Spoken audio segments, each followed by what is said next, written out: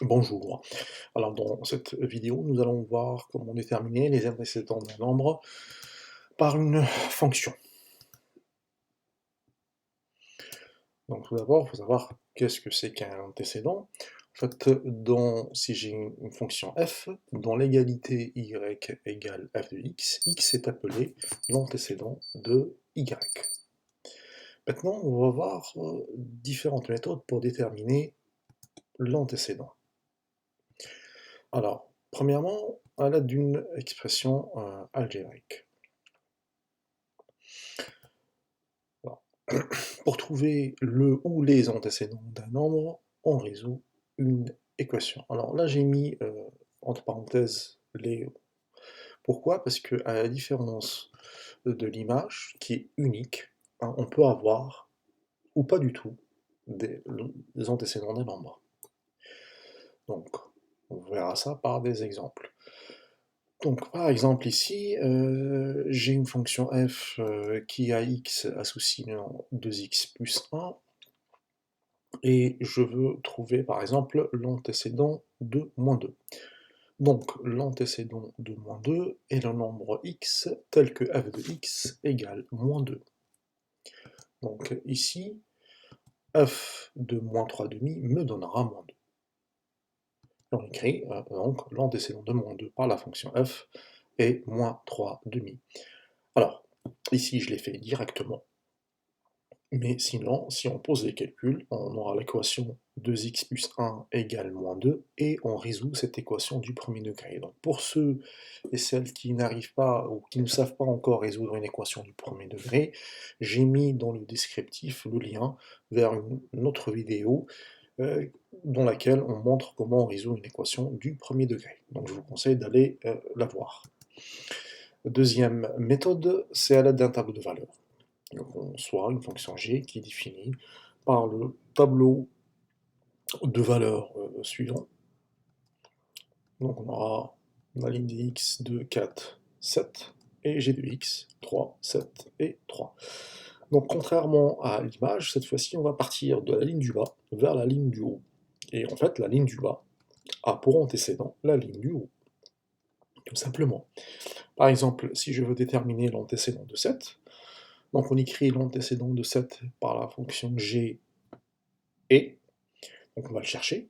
Donc là, je vais chercher le 7 dans la ligne du bas, il est ici. Donc la valeur, la case qui lui correspond, c'est tout de suite en haut, donc c'est 4. Donc ici, l'antécédent de 7 par la fonction g est 4. Et on écrit ensuite, je cherche par exemple 3 pour 3. Donc ici, pour 3, on remarque que j'ai 2 fois 3, donc on aura des antécédents. Donc les antécédents de 3 par la fonction g sont, et on va les déterminer. Donc le premier 3, c'est 7, et le deuxième 3, c'est 2.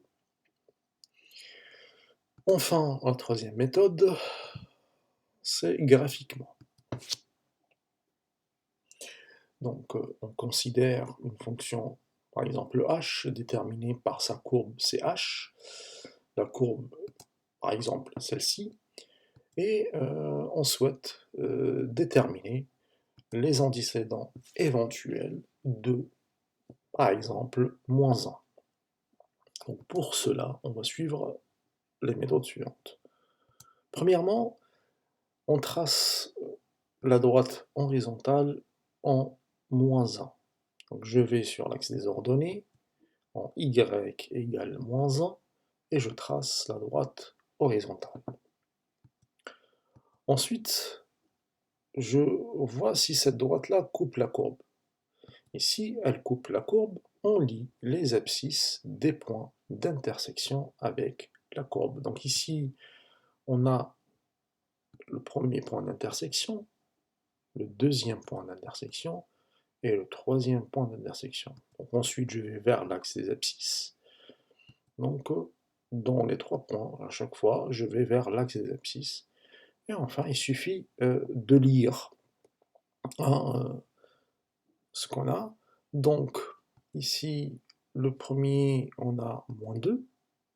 le deuxième, on a 0, et le troisième, on a 4.